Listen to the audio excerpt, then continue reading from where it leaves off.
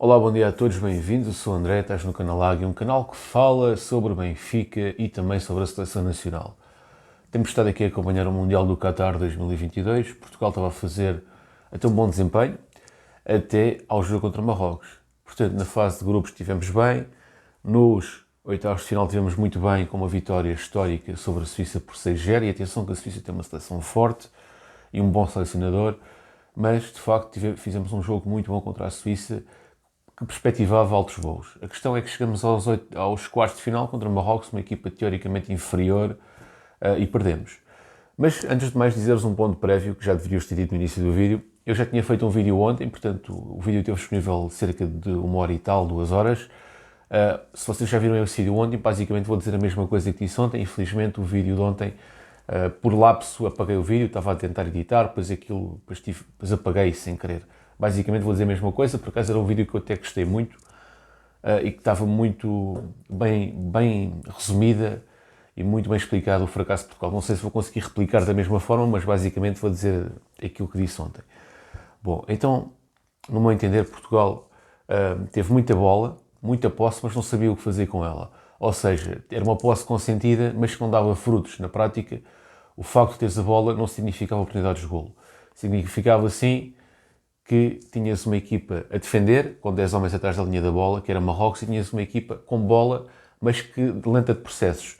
E quando tu tens muita gente atrás da linha da bola, e quando tu és lento de processos, acabas por ser previsível. E sendo previsível, as oportunidades não surgem.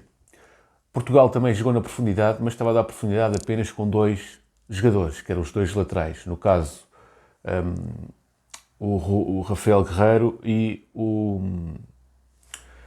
o Dalot. Mas não é suficiente, porque tu para jogares na profundidade e na largura, não basta ter os 2 laterais ofensivos. Tens 2 laterais ofensivos, correto, para esse tipo de jogo, mas não é suficiente. Tens de ter no mínimo um extremo. E no caso impunha-se a entrada do Rafael Leão logo de início. Se a ideia era jogar na largura, se a ideia era jogar na profundidade, tinhas de ter no mínimo um extremo em campo, no meu entender. Eu não sou treinador, sou apenas um adepto, mas parece-me evidente que para jogares na largura tens de ter no mínimo um extremo, não basta apenas 2 laterais, por mais boa vontade que tenhas. Quando tu tens uma equipa a defender com 10 jogadores atrás da linha da bola, 10 novos jogadores atrás da linha da bola, com uma linha defensiva muito povoada, tens que dar largura, no mínimo tens de ter um extremo. E o que acontecia era Portugal, principalmente na primeira parte, numa posse de bola brutal, avassaladora, é verdade, mas não conseguia penetrar, não conseguia criar oportunidades de golo, não conseguia ter um arrajo de magia, um arrajo de criatividade. A linha defensiva, dizem, o Marrocos está a ser amplamente elogiado na comunicação social como uma equipa que defende muito bem. De facto, eles defendem bem, mas metem... Aliás, eu não posso dizer que eles defendem bem, porque uma equipa que defende bem é uma equipa que defende com 4, 5, 6 jogadores, não é uma equipa que defende com 10 jogadores. Portanto, uma equipa que defende com 10 jogadores, eu não posso dizer que defende bem. Mete muita gente atrás da linha da bola e depois, obviamente, que um adversário, uma equipa que queira jogar o jogo pelo jogo, não consegue o fazer. Portanto, eu não posso dizer que o Marrocos defende bem. Factualmente defende bem, porque acho que sofreu apenas um golo no Mundial. Mas se nós formos a ver os jogos do Marrocos, aquilo é horrível. É jogadores atrás da linha da bola e transições rápidas para o ataque, ou estão para a frente, e é assim que eles jogam. Um futebol que não leva adeptos ao estádio, pelo menos a mim não me levaria ao estádio para assistir um jogo de Marrocos. É um futebol que não dá gosto de ver, é um tipo de futebol que, no meu entender, é anti-futebol até. Porque o futebol é espetáculo, o futebol é jogadas de ataque, é também defender, mas também tens de ter um momento ofensivo. Se tu no futebol tens apenas um momento defensivo de uma equipa, acaba por ser um futebol sem interesse, de meu entender. E portanto o Marrocos é muito isso, é muito jogadores atrás da linha da bola, estão para a frente à espera de um golpe de sorte, quer dizer. Pode funcionar numa competição curta, como o Mundial, mas não funciona numa competição longa, como um campeonato.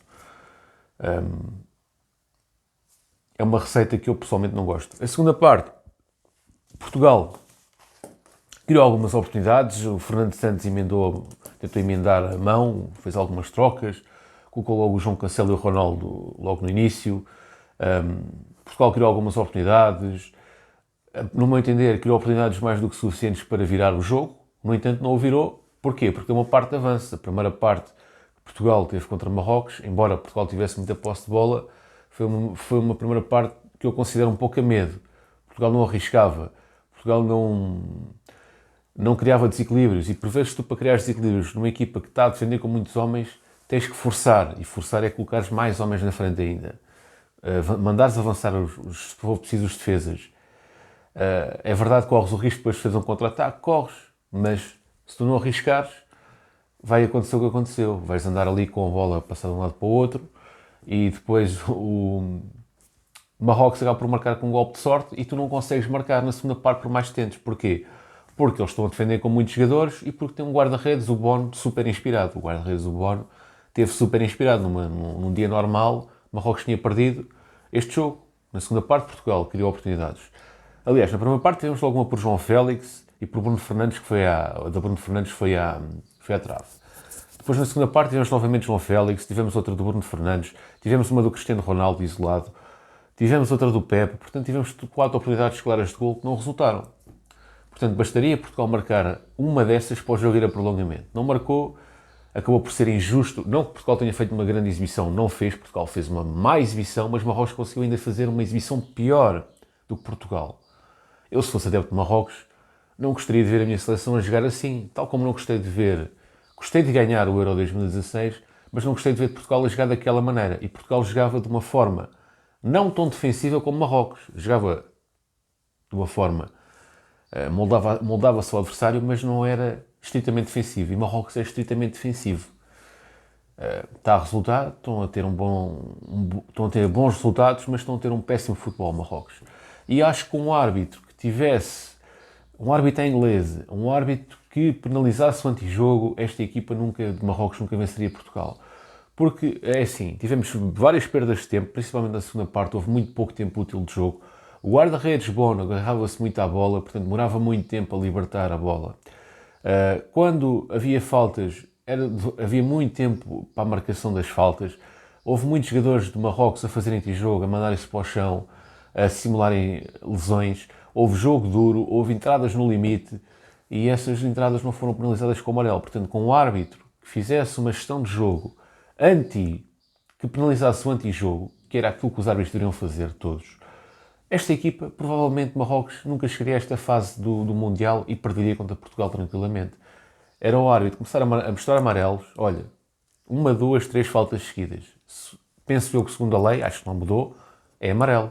Olha, este jogador fez não sei quantas faltas, repetidamente, amarelo. Este jogador já é a terceira ou quarta vez que está a perder tempo, nomeadamente o guarda-redes, amarelo.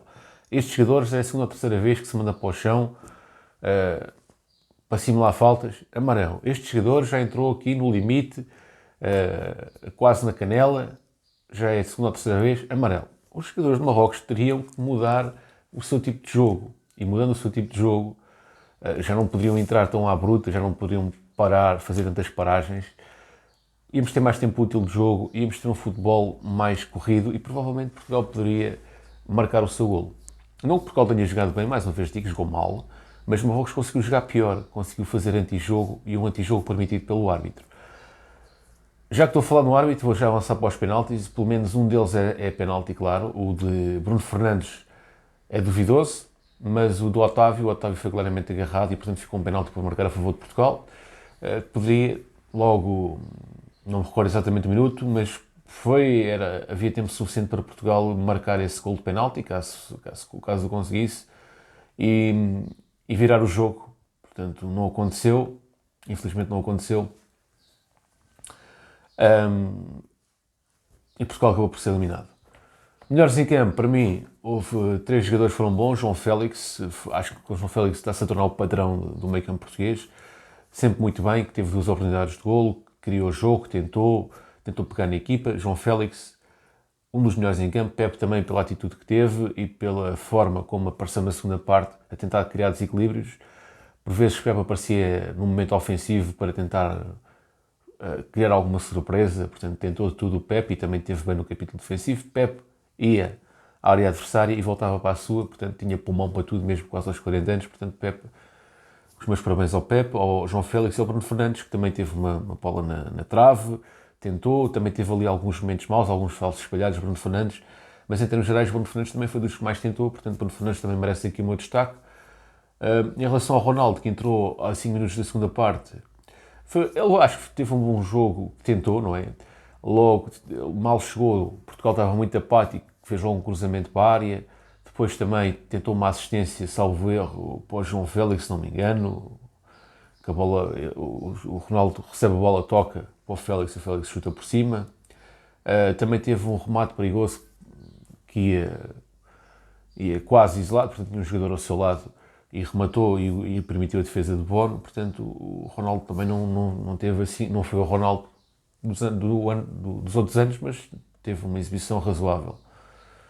Em relação ao Gonçalo Ramos, que é o jogador que representou o Benfica, na primeira parte teve muito apagado. Acho que João Félix poderia ter recuado um pouco no terreno para ir tentar buscar jogo. Na segunda parte teve uma grande oportunidade de cabeça, infelizmente não entrou, portanto foi um jogo mais apagado de Gonçalo Ramos. Mas Gonçalo Ramos tem uma participação, em termos gerais, muito positiva no Mundial. Esteve sempre bem nos jogos em que entrou, esteve muito bem contra a Suíça. Hoje não foi tão feliz, mas em termos gerais, Gonçalo Ramos tem uma avaliação positiva neste Mundial. Portanto, já falei de Ronaldo e Pepe, que em princípio será o último Mundial da carreira deles. Em relação à constituição da equipa, eu estou à vontade para falar porque eu já tenho dito que o Diogo Costa, o gol que Portugal sofreu, teve culpas diretas do Diogo Costa saiu-se mal. Não que o Diogo Costa seja um mau guarda-redes, não é, ele é um bom guarda-redes, tem feito grandes exibições no Porto, mas na seleção e neste Mundial não tem estado bem. Desde o primeiro jogo que o Diogo Costa não tem estado bem e desde o primeiro jogo que eu digo que o Diogo Costa não está bem em termos exibicionais. E nesse sentido, o Diogo Costa devia ter dado lugar ao Rui Patrício. Não que o Rui Patrício seja um guarda-redes de outro mundo, mas se um jogador tem tão clara a má forma, tens de colocar outro. E Diogo Costa deveria ter ficado no banco e estou à vontade para falar isso mesmo após o jogo, porque eu já o tinha dito anteriormente. Também, em relação entrou o Ruben Neves. O Ruben Neves é um jogador que eu aprecio, mas eu já tenho dito também que o Ruben Neves não tem estado bem neste Mundial. E elogiei o William no último jogo, que é um jogador que eu particularmente não gosto, mas no último jogo o William esteve muito bem no meu entender e elogiei-o fortemente. E portanto, para mim, contra esta equipa de Marrocos, Fernando Santos tinha duas opções. Ou colocava o jogador que estava na melhor sequência, que era o William, não que ele tenha sido titular em todos os jogos, mas quando joga tem estado bem, ou o jogador, o trinca antiga, a moda antiga, que é o Palhinha, uma vez que o jogo era mais físico. Portanto, o Palhinha tinha a lógica teórica de ser um jogador mais físico, ou o William tinha a lógica de ser o jogador que vinha em melhor forma dos jogadores que jogam naquela posição de médio defensivo. Também estou à vontade para falar, porque eu também já disse que o Rafael Leão, contra equipas que se defendem muito e que têm muitos homens atrás da linha da bola, Rafael Leão tem que jogar, já tinha dito isso. Portanto, Rafael Leão neste jogo também tinha que entrar de início, se a ideia era jogar na largura. Se a ideia é jogar na largura, tens que jogar com um extremo. Portanto, Rafael Leão também tinha que entrar. Para mim, foram estes os três erros de Fernando Santos. A baliza, o meio campo, no caso o Ruben Neves não deveria ter jogado, nada contra o Ruben Neves, nada contra o Diogo Costa, dois excelentes jogadores, dois ótimos profissionais, mas que não estão em forma. Se não estás em forma, tens de dar lugar aos teus colegas que estão a jogar melhor. E o Rafael Leão tinha que jogar, tendo em conta as características do jogo. As substituições, tendo em conta o 11 inicial, as substituições, concordo, eram as substituições que se justificavam. Eu talvez tivesse feito as substituições logo na primeira parte, porque a equipa na primeira parte, embora tivesse muita posse, estava muito apática, a fazer um futebol muito lento, muito pé para pé, muito passos para o lado e para trás, e portanto eu se calhar tinha feito logo uma substituição na primeira parte para deixar o alerta aos jogadores que aquilo não podia ser assim. Portanto, e Gonçalo Ramos, é assim, há quem diga que Gonçalo Ramos hoje esteve mal, não sei o quê, mas eu aí não posso criticar o Fernando Santos. Se o homem fez um hat-trick, vocês acreditam mesmo que Gonçalo Ramos não ia ser titular neste jogo? Tinha que ser titular. Então ele fez um excelente jogo, um dos melhores jogos da sua carreira, frente à Suíça, e no jogo seguinte o Fernando Santos ia deixá-lo no banco. Não pode, portanto, Fernando Santos fez a opção lógica, que foi manter sequência de Gonçalo Ramos. Bom, eu adquiri um tablet através da Mel. Vocês nunca comprei nada através dos pontos da Mel. Comprei este tablet, ainda tive que gastar 100 euros e os pontos da Mel. Eles disseram assim, o tablet é muito bom, não sei o quê. Isto é uma nódoa total, é muito lento Eu para abrir um PDF aqui demora 1 minuto e tal. Quero abrir 3 ou 4 PDFs, por exemplo. Agora eu queria-vos abrir para vos mostrar as capas dos jornais esportivos. Só consigo abrir um jornal de cada vez. E se cada jornal demora quase 1 minuto para abrir, não dá para estar-vos a mostrar as capas dos jornais. Quer-se dizer, péssima compra este tablet da TLC Tablet 10. Nem sequer tem a cena para colocar um cartão de telemóvel. Eu não percebo nada desta treta. Tem aqui esta entrada. Isto não deve ser para colocar um cartão de memória, mas isto é muito estranho.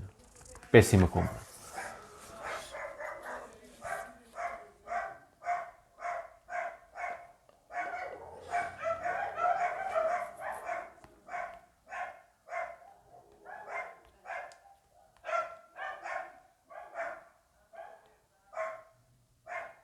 Bom, Marrocos vai encontrar agora a França, não é? Ganhou a Inglaterra 2-1. E é assim, Portugal fica pelo caminho. E era isto que tinha-vos para dizer. Obrigado por terem assistido ao vídeo. Tenham um bom domingo. Fiquem bem, até uma próxima. Viva Portugal, viva o Benfica.